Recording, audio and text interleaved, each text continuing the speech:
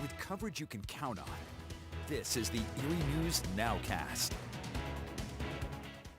Good morning on this Wednesday. I'm Mark Saldaday. Thanks for jumping on Facebook Live for this mid-morning check of some of the stories we're keeping our eyes on here at Erie News Now, beginning with down in Richmond, Virginia, where workers have started the removal process of the statue of Robert E. Lee there. We have some video right now to show you of crews lifting this monument off its pedestal. This all happened this morning, but 131 years after this was erected in the former capital of the Confederacy. Many consider this a statue an offensive tribute to the South slaveholding past, but again, that statue down in Richmond, Virginia, removed early today. Public officials there resisted removing it until George Floyd died after having that police officer out in Minneapolis kneel on his neck. The statue is actually believed to be the largest Confederate statue that had still been standing here in the U.S. A powerful earthquake hit down in Mexico last night near the city of Acapulco. That's on the coast. The quake, though, actually rocked buildings all the way into Mexico City, close to 200 miles away. Yeah, so some of the images coming out of Mexico City show the ground there shaking. That, they say, lasted about a minute in parts of Mexico City. According to the U.S. Geological Survey, this overnight earthquake in Mexico had a magnitude of 7.0. And they do say at least one person has died as a result. Meantime, 17 people lost their lives in flooding at a hospital down in the central part of Mexico. That's a region really hit hard by heavy rains since back on Monday. In Texas, that state's Republican Governor Greg Abbott has signed something called Senate Bill 1 into law. It's basically new rules for voting by mail. It boosts the role of partisan poll watchers and rolls back the voting hours in Texas. Opponents say this new law will restrict voting access to many of Texas's citizens. Well, the impact of the latest COVID case surge being felt here at home. More high school football teams are having their games canceled this weekend as a result. We've learned that Friday's scheduled game between General McLane High School and McDowell High, that one's now been called off because of a positive COVID test result within the General McLane team. The Lancers practice session is now on hold. The entire team is expected to remain quarantined. Oil City's game for this weekend had to be canceled as well, all because of COVID concerns. Same story for the Sagertown Maplewood contest. Well, we've seen lots of parent protests connected to Pennsylvania's mask mandate, the one that just came back for schools. Now it's the focus of a new lawsuit as well. Republican State Senator Jay Corman, he's the president pro tem of the Senate down in Harrisburg. He and a group of parents claim that the Wolf administration's order to wear masks in schools is just an overreach of authority. It is really the first in what's expected to be several lawsuits connected to this renewed mask order in Pennsylvania. Now, in other states, we have seen similar lawsuits filed. In most cases, those suits have failed. Erie News Now was out in Northeast visiting the middle school for day one of that mask mandate on Tuesday. School officials there say while they understand some families feel the mandate infringes on their rights, they also say the primary feedback they're getting from kids is they're just happy to be back in class on a regular schedule. When you have that trust, the kids come to school, they do as they're told to do, and in this particular case, the masks are not an issue. Our students are coming every day. We don't have compliance issues with the mask. And when the teachers, again, are in front of our students, with the schedules that we have that are really good for middle school students, great things happen. Teaching and learning takes place, and at the end of the day, school is a place of learning.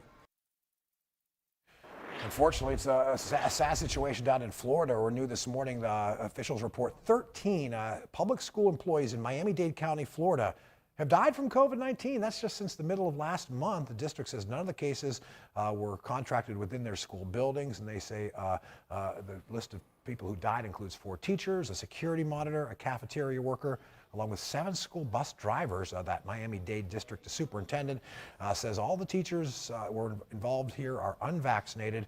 Vaccine mandates currently illegal in Florida, so that superintendent says the best his district can do is offer up incentives for those employees to get fully vaccinated. Well, back here at home, a growing number of students over in Warren County looking to make the jump right into the working world. Well, they're doing that at the Warren County Career Center. Erie News Now's Elena Jonathan takes us there. At the Warren County Career Center, students are able to pursue passions while they're in high school. The 2 most popular programs, nursing and welding, have seen more students enrolled than in years prior. Exciting to watch them learn because they really want to be here, and so that makes it all that much better. But there's so many different careers out there now, and it's exciting to help them get from here to graduating. For students enrolled in the nursing program, all have the same goal, to make a difference.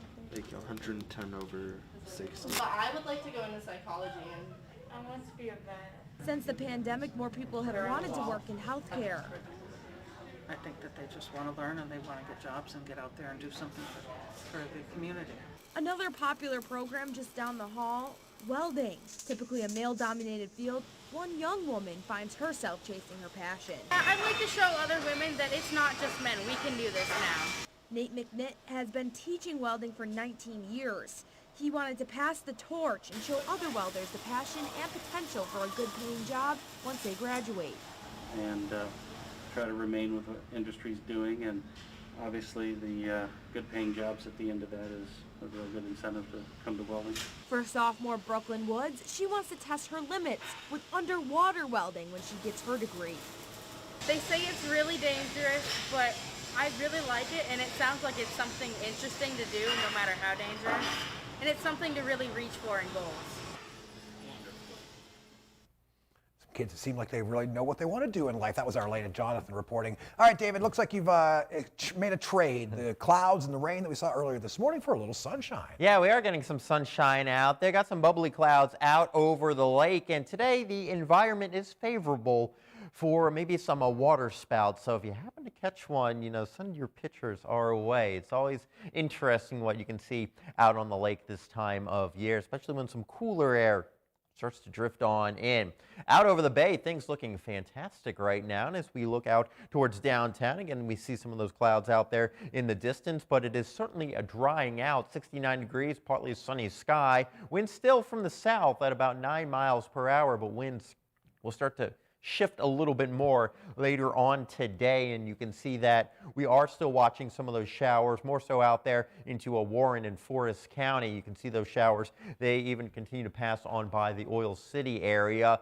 We did have some reports of a little thunder and lightning out there. Heavy rain along 86 between Jamestown and Salamanca, and we've got those heavier showers extending down into a Warren County. After this passes on through, we may see a little bit of extra rain as we get into the afternoon. That patch is pushing on through. A couple isolated showers away from the lake shore, and you can see maybe a better chance into Forest, Warren, Venango, and even back there into McKean County. We're watching some of those late afternoon showers, maybe another one or two on the overnight, and because we'll have enough juice in our atmosphere tomorrow, watching some of those scattered showers could have a better chance for some of those inland locations. And now we can't totally rule out maybe a very stray shower as we get into your Friday morning, but most of us, a grand majority of us, are going to be a dry overall. So we're taking it to the 6 o'clock hour on Friday, and again, we're going to continue to watch for that chance for maybe another shower around. All right, temperatures right now, we are in the middle and upper 60s, 70 in Girard and Conneaut, Ohio, 71 into Ashtabula, and back there towards the east, still some pretty cool numbers overall with these cooler days. Obviously, the leaves are starting to change. We're trying to get some color in there. Unfortunately, some of the leaves are coming down just because of the fact that we've had so much rain this summertime. That's not good for some of those leaves. It causes them to actually dry out earlier. Drier afternoon is expected today with some fairly comfortable weather overall. Again, a few isolated showers for inland locations, but we will be very comfortable for the next few days. Rain chances try to scoot up as we get into next week. We'll talk about that 7-day in just a moment. First, though, fans of the TV show Seinfeld may recall that episode where one of the characters was caught on a national TV broadcast making a mess of himself while eating up some ice cream. All right, safe to say George Costanza's got nothing on the guy at the center of this next story. You got to take a look. It comes from this past weekend's Georgia-Clemson football game. Yes, a Clemson fan eating mayonnaise right out of the jar. And it's not just a normal jar. This is a jumbo jar. This is all caught on the big screen at Bank of America Stadium down in Charlotte. And boy, is this guy going viral. Because it looks like from this video, he ate the whole tub of mayo. And it actually wasn't the only strange use of that condiment. Yeah, mayonnaise at that game between Clemson and Georgia on Saturday. Yeah, the Georgia Bulldogs did win after a guy dumped another tub of mayo right over his head. The Bulldogs won a 10-3 decision over the Tigers. I'm going to need some Tums just looking at that video for more than a minute or two. That's a lot of mayo. Yeah, I'm going to be honest. That kid probably did a lot of drinking right before that game. No. Not at all, of course. Yeah, I don't know what that's gonna do to his stomach or what it did to his stomach. We need an update there. As we look ahead, yeah, that's true. Let's just keep it at that. All right, as we look ahead, we've got still a few of those lingering showers out there. Obviously, we had some of those storms a little bit earlier. Still some scattered showers for your Thursday, and maybe a very stray shower out there on Friday. But notice the temperature trend, very fall-like over the next few days. We've got cool afternoons. We've certainly got some cool mornings on the docket. And then we get into the weekend, temperatures warming back up just a bit more. Next week, depending on how a front tries to set up, it will slow down, maybe stall out across the area. Right now, we'll keep rain chances in the forecast for Monday and Tuesday. Obviously, we'll fine-tune this part of the forecast as we get a little bit closer. But as we really look over the next 4 or 5 days, a lot of consistency there. And the next 2 days still featuring some of those showers. All right, thank you, David. Thank you for jumping on Facebook Live. We'll do another edition of the NOWCAST about this same time. Heads up, we've got 30 minutes of news headed your way at noon on WSEE. Have a great Wednesday.